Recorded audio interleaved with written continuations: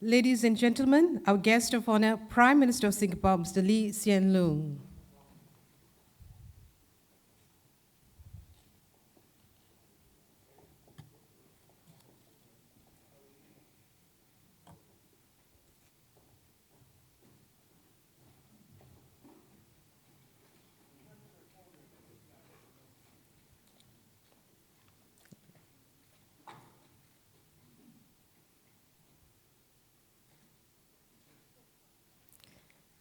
Good afternoon, Prime Minister Hsien Loong, Minister for Foreign Affairs, Dr. Vivian Balakrishnan, President of National University of Singapore, Professor Tan Eng Chai, High Commissioner of India to Singapore, Your Excellency P. Kumaran, Excellencies, distinguished guests, ladies and gentlemen, a very warm welcome to the book launch on India on Our Minds.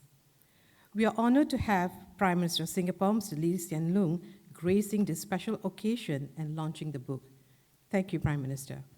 This book launch is put together by the National University of Singapore, the Institute of South Asian Studies, and World Scientific. The publication is co-edited by Ambassador at Large, Professor Tomiko, and Senior Associate Director of ISAS, Mr. Hernaikh Singh. 51 Singaporeans, including Singapore's Senior Minister Tharman Shanmugaratnam, have shared about the experience of the incredible India.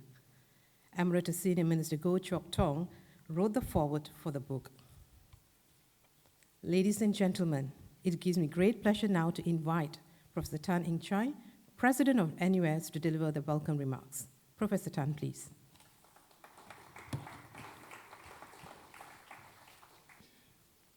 Prime Minister Hsien Loong, Dr. Vivian Balakrishnan, Minister for Foreign Affairs, Your Excellency, Mr. P. Kumaran, High Commissioner of India to Singapore, Excellencies, distinguished guests, ladies and gentlemen.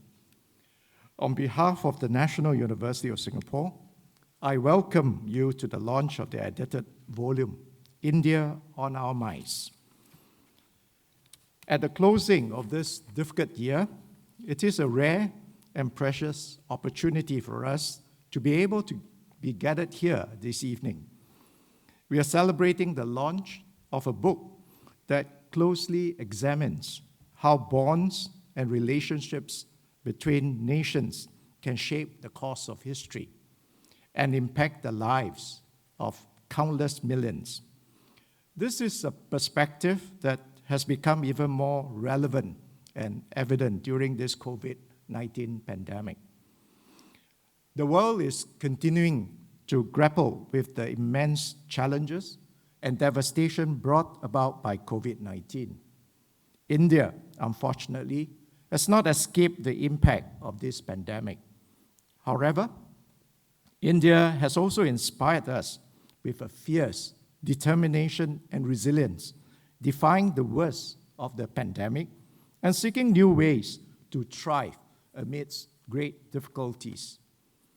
It is also heartening that India continues to affirm her commitment to the global community with a promise to produce and deliver potential COVID-19 vaccines to all of humanity, drawing on her immense capabilities as the world's largest vaccine-producing nation. COVID-19 has brought into sharp relief three aspects of our globalized world, which I think are relevant to today's book launch, discussions on ties between India and Singapore, and the conduct of international relations. These three aspects may also provide a basis for building a post-COVID world that is safer, more resilient, and more sustainable. The first is how connected we are to each other. No nation or community can hope to isolate themselves from events and their attendant consequences happening in other parts of the world. This has been true of COVID-19, but it is also true of other powerful trends still unfolding, such as climate change and the increased rate of technological disruption. We are inextricably bound to each other, and what we do or fail to do will impact many others across the world. The second is that many global challenges are complex in nature and cannot be reduced to one-dimensional solutions. This means that any one nation is unlikely to possess the full range of knowledge, resources, and capabilities needed to resolve the complex challenges mentioned earlier. We must also be mindful that a one-size-fits-all approach is unlikely to produce the most optimal outcomes. Instead, careful consideration and adaptation to local cultures, priorities, and circumstances will be needed. And the third aspect the pandemic has highlighted is the importance of a spirit of cooperation amongst nations. In combating COVID-19, the global community shared information on a wide range of issues, including disease identification, treatments, and social measures. The production and distribution of vaccines will also likely be a multinational effort. Going forward, the same spirit of exchange and collaboration will be vital as we move with urgency to tackle the most pressing issues facing the world. Allow me to congratulate Professor Tommy Koh, the Institute of South Asian Studies, as well as all the contributors who have contributed to putting together India on Our Minds. This is a comprehensive and discerning collection of essays that explores the multifaceted relationships that India has with Southeast Asia and Singapore. One clear theme that emerges from the book is that interactions and exchanges between India and nations in the region, stretching from the distant past to the present, have been largely peaceful and cooperative in nature.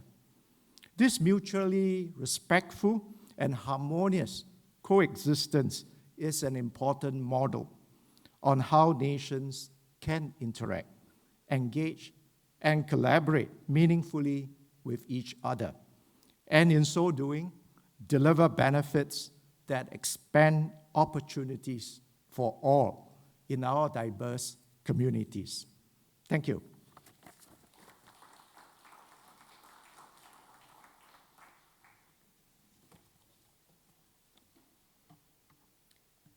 Thank you, Professor Tan. Ladies and gentlemen, I now invite Mr. Max Poa, Managing Director, World Scientific, to deliver his remarks. Mr. Poa, please.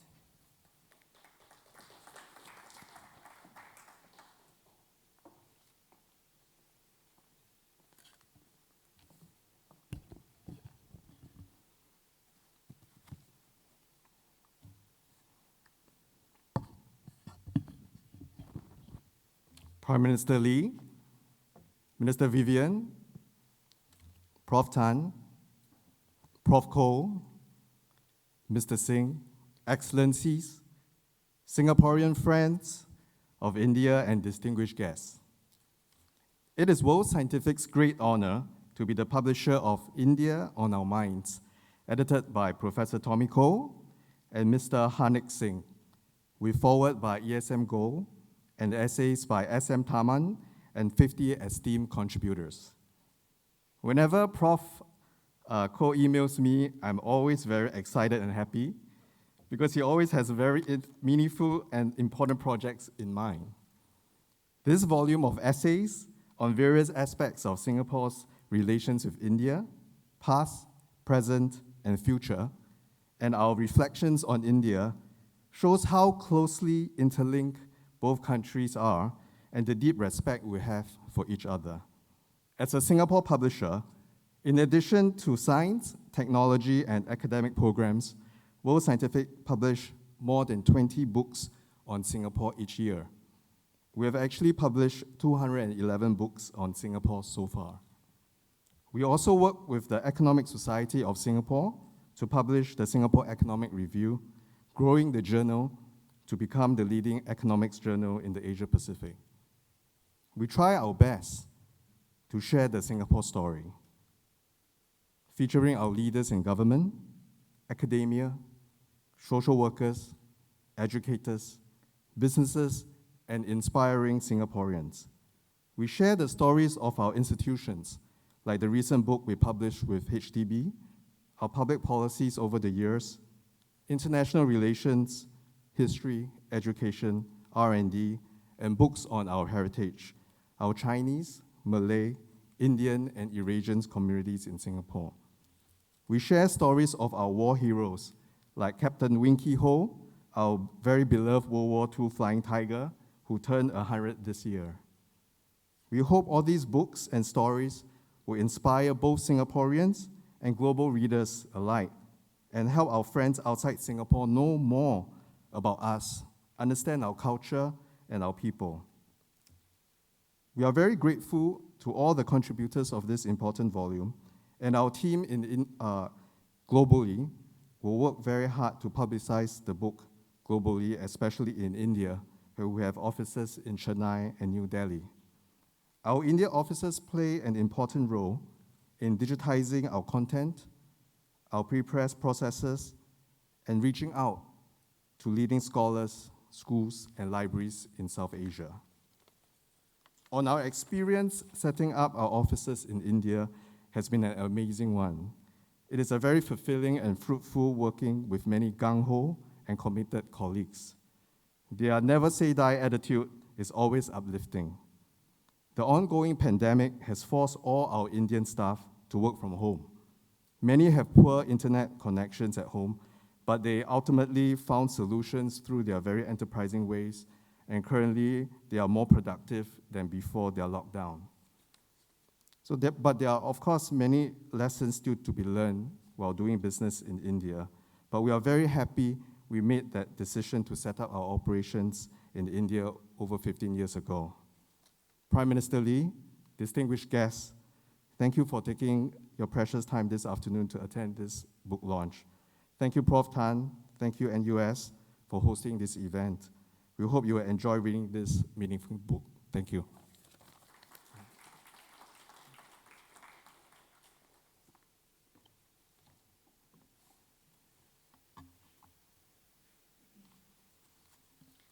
Thank you, Mr. Phua.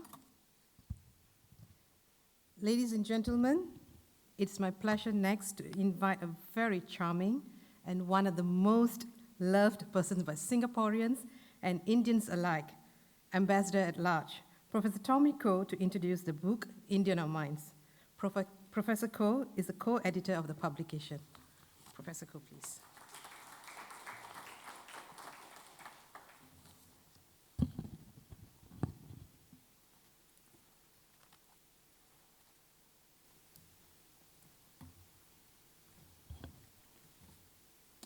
Prime Minister Hsien Loong,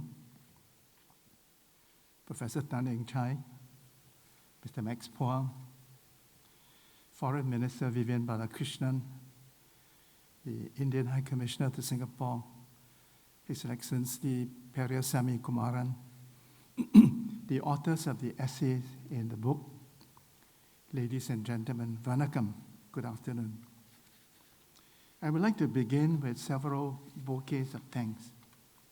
First, Hernaikh and I would like to thank our esteemed Prime Minister for accepting our request to launch a book. PM, we are very grateful. Second, we would like to thank Professor Tan Eng Chai, the President of NUS, the best university in Asia, for contributing an essay to our book and for his warm and thoughtful welcome remarks. Third, we would like to thank our publisher, Max Phua, for agreeing to publish the book. We would also like to thank two of his colleagues, Kim Tan, the editor, and Jimmy Loh, the designer, for helping to produce a beautiful book. Fourth, we would like to thank Sharon Tan, the director of the University Cultural Center, and her colleagues for hosting this launch. Fifth, I would like to thank Comrade Gopinath Pillai, the chairman, and Professor Raja Mohan, the director, respectively, of the Institute of South Asian Studies, for their strong support and for making Sitara Doresami available to us this afternoon as our MC.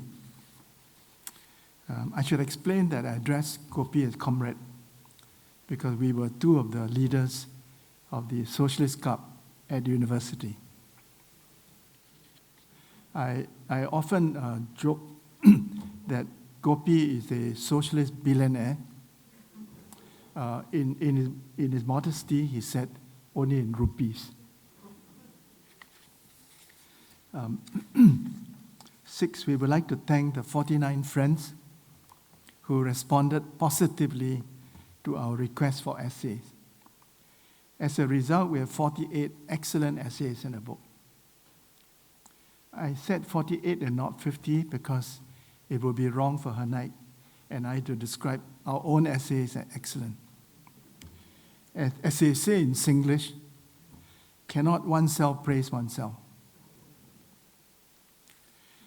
I love India, and I was therefore delighted when our then Foreign Minister, Mr. Giorgio, appointed me to co-chair the India-Singapore Strategic Dialogue. After 10 happy years, I managed to persuade my good friend Ong Keng Yong to succeed me. Thank you, Keng Yong, for acceding to my request and for bringing new energy and a fresh perspective to the dialogue. In 2019, Mr. Chandrajit Banerjee, the Director General of the Confederation of Indian Industry, led a business delegation to Singapore. When Chandrajit met me, he requested me to write a book on India. I told him that I was not capable of writing a book on India, but I would consider editing a book on India. With Hernaikh's help, I fulfilled my promise. Incidentally, the CII's representative in Singapore, Mr. Jayesh, is here with us this afternoon. He will be leaving Singapore in a few days on the completion of his assignment to return to India. I want to use this occasion to wish him bon voyage and success in his future endeavors. Can we give him a round of applause?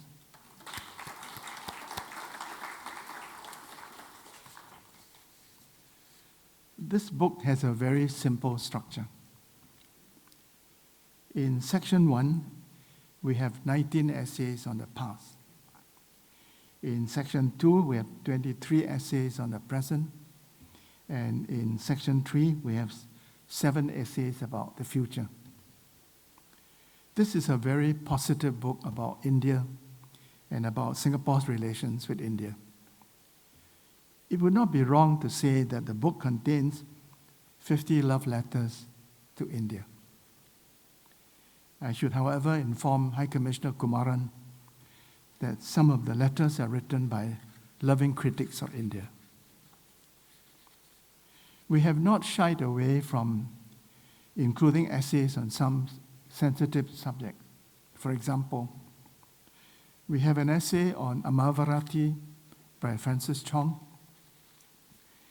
an essay on the India-Singapore Comprehensive Economic Cooperation Agreement, CECA, by Lena Pinsler, an essay on India and the Regional Comprehensive Economic Partnership Agreement, RCEP, by Tham Siew Yen, and an essay on Nalanda University by Hernaikh.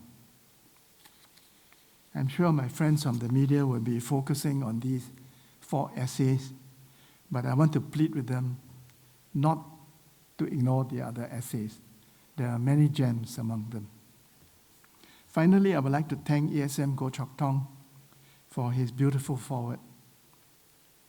It was Mr. Goh who caused Singapore to catch a mild Indian fever from which we have not recovered. We owe him a big debt of gratitude for helping the two countries to build ties which, in Mr. Goh's words, are strong, substantive, and broad-based. Thank you, Nandri.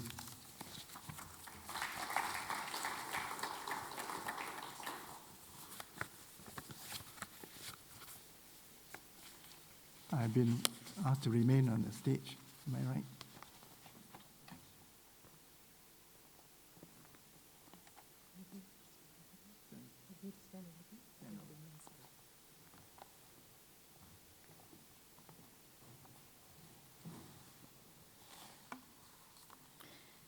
Thank you, Professor Koh.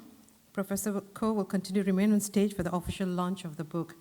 At this point, I would like to invite Professor Tan, Mr. Phua, and Mr. Hernaikh to join Professor Koh on stage for the book launch. Gentlemen, can we have you on stage, please?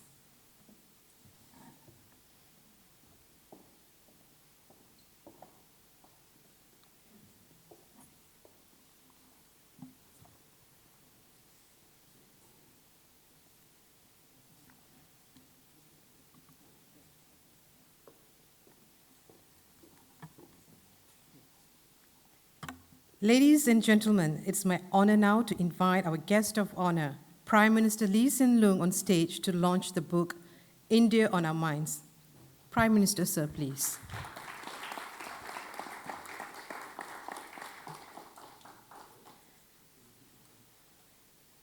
The lifting of the cloth and unveiling of the cover signifies the official launch of India on Our Minds.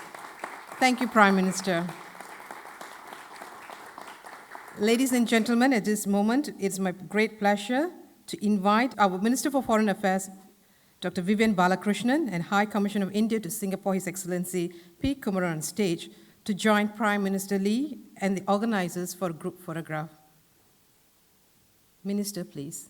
And His Excellency, please.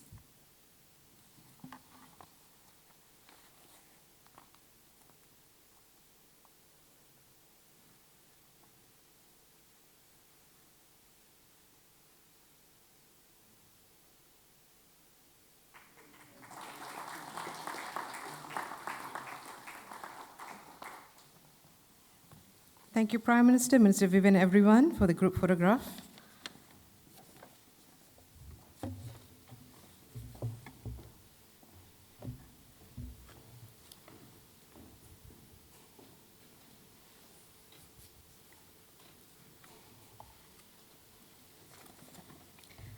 Ladies and gentlemen, it's my honor now to invite Prime Minister Lee to deliver his address.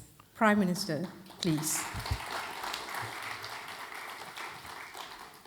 Ambassador Tomiko, distinguished guests, ladies and gentlemen, I am delighted to be here to witness the launch of India on Our Minds, Tommy's latest book, edited by him and Hernaikh. I'd like to congratulate Professor Tomiko, Mr. Hernaikh Singh, and all the contributing authors who made up the book. This anthology features a rich collection of 50 chapters contributed by 51 Singaporeans. It's a labor of love put together by people who have encountered India in diverse and unique ways. Tommy's affinity for India was cultivated at an early age. He attributes this to a Bengali girlfriend he had in his youth. Jokes aside, Tommy has long had a well-documented interest in India. As he wrote in his essay in the book, Mahatma Gandhi and Jawaharlal Nehru were two of his teenage heroes. Indian music, dance, and literature, the Ramayana and Mahabharata, were part of his upbringing. So it's not surprising that as a diplomat, Tommy championed Singapore-India relations. For more than a decade, he co-chaired the semi-official annual strategic dialogue between India and Singapore. as he told you just now. This forum brought academics, business owners, and policymakers together to strengthen bilateral relations. And for his efforts, Tommy was presented the Padma Shri Award, one of India's highest civilian honors, by Prime Minister Narendra Modi in 2018. Tommy did this on top of his many other responsibilities and achievements in a long and distinguished foreign service career. He became our permanent representative to the UN in 1968 at the young age of 30. This was just 3 years after separation, when Singapore was starting to stake out our place in the world. Many of his UN colleagues were more than twice his age. But Tommy held his own, flew our flag high, and established Singapore's reputation as a constructive and responsible member of the United Nations. In fact, one person Tommy has credited as his guru is India's then Perm Rep to the UN, Mr. Brajesh Mishra, who subsequently became India's first National Security Advisor. As UN Ambassador, Tommy has had several significant accomplishments. In fact, many, but I'll just name a few. He was chairman of the main committee at the UN Conference on Environment and Development, also known as the Earth Summit. But perhaps his most important contribution was to midwife UNCLOS, the UN Convention on the Law of the Sea. For an island state like Singapore, it is impossible to overstate the importance of UNCLOS. Tommy deployed masterly diplomatic skills to secure the consensus of both coastal and non-coastal states and saw the negotiations through. He later went on to serve as our ambassador to the US in Washington and as chief negotiator for the US-Singapore Free Trade Agreement. Of course, Tommy's contributions to Singapore extend far beyond the diplomatic sphere. They encompass the arts, culture, and education, including stints as director of the Institute of Policy Studies in US, chairman of the National Arts Council, and chairman of the National Heritage Board. So, when he personally asked me to launch this book, just like all the other authors who obliged him, I could hardly turn him down. Thank you for asking me.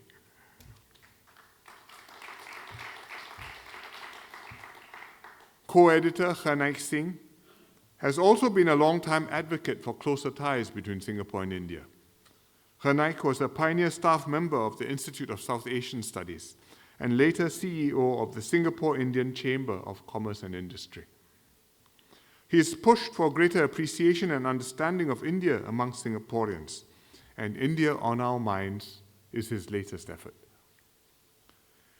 This collection of essays offers readers insights into India's history, culture, and future from the lens of a small country that has a vested interest in India's success.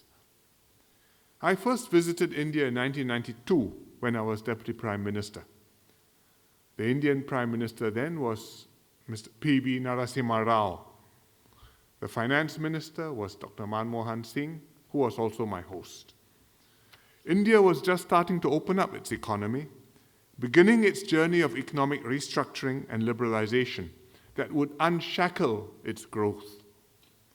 Dr. Singh was the architect of these reforms, but parties across the political spectrum supported this massive effort. Since then, India has traveled on the path of reform, not always in a straight line, but generally in a forward and progressive direction, as is to be expected in a complex society of 1.4 billion people. Singapore was an early believer in India's immense potential.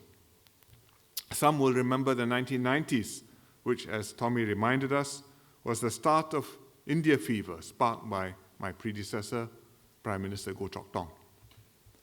Singapore was also a significant element in India's Look East policy, first put forward by PM Rao in his Singapore lecture in 1994, which I think took place here at the UCC.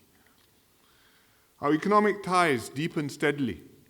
In just 5 years, between 1995 and 2000, Singapore's investments in India quintupled or increased fivefold. Later, we signed the Comprehensive Economic Cooperation Agreement, which I witnessed together with Dr. Manmohan Singh, who had by then become Prime Minister. In 2015, to mark the 50th anniversary of diplomatic relations, we established a strategic partnership reflecting our deep cooperation in defense, finance, culture, and other domains. In all these areas, India has been our natural partner. We have an instinctive familiarity and comfort with each other. Even Singapore's constitution traces its origins to the Indian Federal Constitution of 1950. Today, India has become a major player on the global stage. It wields significant influence at international fora. Debate on the major strategic issues of the day, climate change, WTO reform, security in the Indo-Pacific, are not complete without India at the table and playing a constructive role. The term Indo-Pacific, popularized in recent years in different flavors, is itself a nod to India's importance to the region and its deepening relationships with partners around the world. Like many other countries, India is now suffering the onslaught of COVID-19 and the resulting economic turbulence. But the country's long-term future remains bright and promising. PM Modi's Act East policy expresses his intention to unlock India's full potential through greater openness and integration with the region. In 2018, he invited all ASEAN leaders to New Delhi as chief guests for the Republic Day parade, 24 years after he had invited Mr. Tong, who was then Prime Minister, for the same honor to India's Republic Day, which would have been in 1994. We held the ASEAN-India Commemorative Summit in 2018 and adopted the Delhi Declaration. As Singapore commences our term as coordinator of ASEAN-India dialogue relations next year, we look forward to deepening the partnership between ASEAN and India. We have a broad agenda, but one step we hope India will take at some time in the future is to revisit the merits of joining the RCEP, the Regional Comprehensive Economic Partnership. In fact, India was on the minds of all the negotiators throughout the RCEP process, right till its very completion. And the door will always remain open in India. This volume is a timely reminder that to Singapore, India will always be a valued friend and partner. I know these sentiments are reciprocated by our Indian friends too. I look forward to working with Prime Minister Modi and his government to keep our relationship forward-looking, enterprising, and substantial. Sincere congratulations again to Tommy, Hernaikh, and your team for putting together this excellent anthology. I wish the book every success. Thank you very much.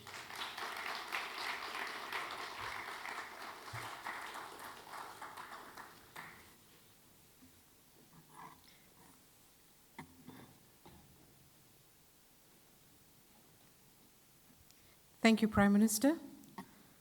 Well, there's one more important task for this evening, and that is the delivery of the vote of thanks. It's my pleasure now to invite Mr. Hernaikh Singh, co-editor of the book India on Our Minds, to do the honors. Mr. Hernaikh, please.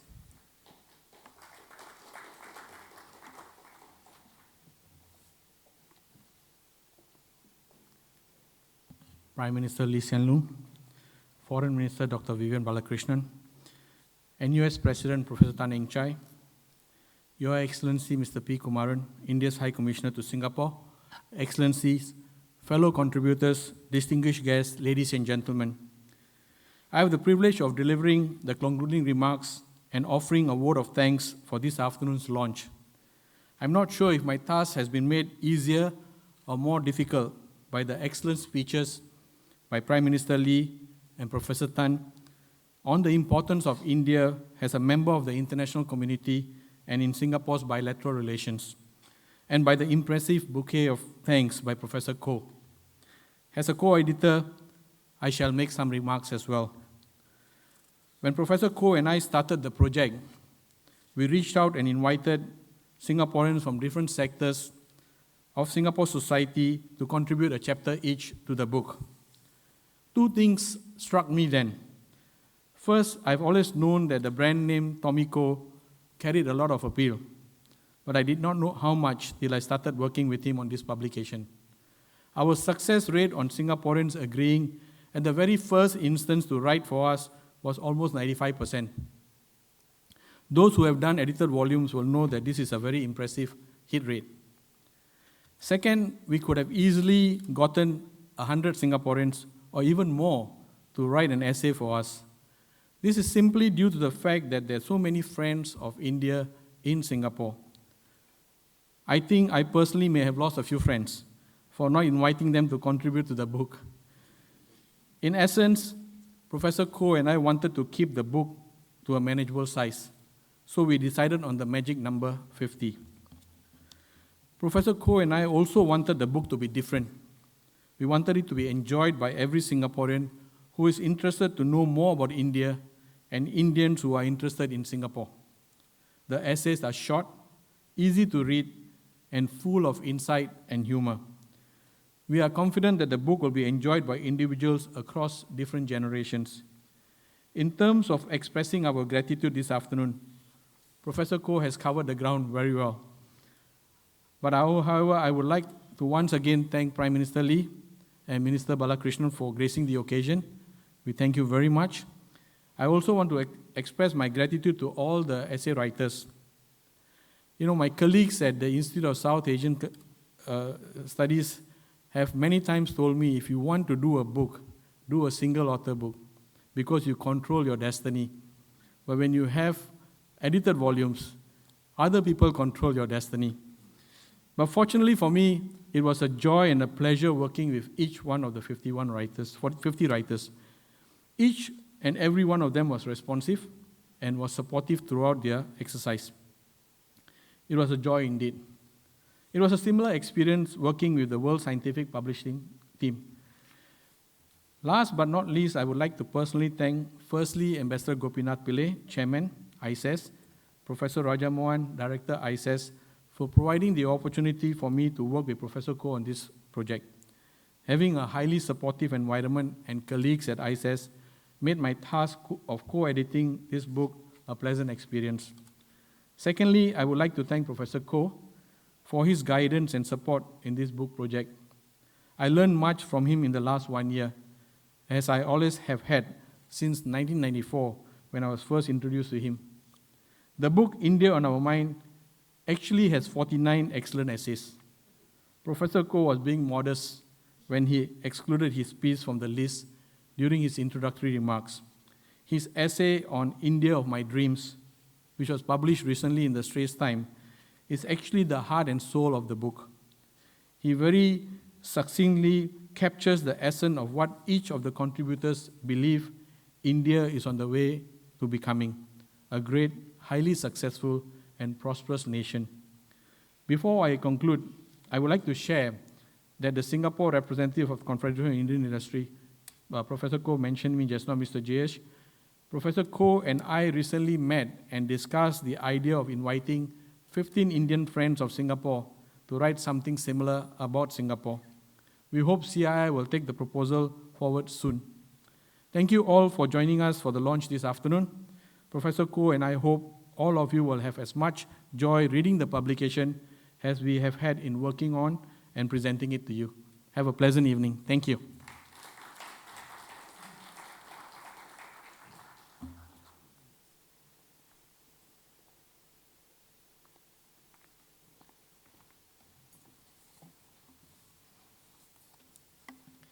Thank you, Mr. Hernaikh, for the concluding remarks and the vote of thanks. Ladies and gentlemen, we have come to the end of the book lunch. On behalf of the organizers, I would like to once again thank Prime Minister Lee for gracing today's occasion. Thank you, Prime Minister. Thank you very much. We would also like to thank our Minister of Foreign Affairs, Dr. Vivian Balakrishnan, for joining us on this very special occasion. Thank you, Minister. Well, ladies and gentlemen, the book is on sale at the foyer on both levels at a very special launch price just for you. So don't forget to get your copy. And as always at NUS, we strongly believe in recycling. So ladies and gentlemen, please drop your lanyards into the boxes on your way out to the foyer. And with that, we wish you a very good evening. Thank you. Thank you, everyone, for joining us on this very special occasion. Thank you.